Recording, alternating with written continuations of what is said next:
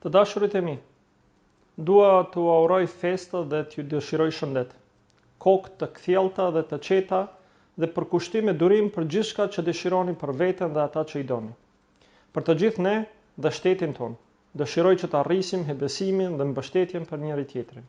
Të besojmë në fuqinë e ndryshimeve pozitive sado të vogla, të cilat nëse secili prej nesh në mjedisin tonë i bën, të bashkuara në një vend do të jenë forca lëvizëse e zhvillimit të vendit tonë.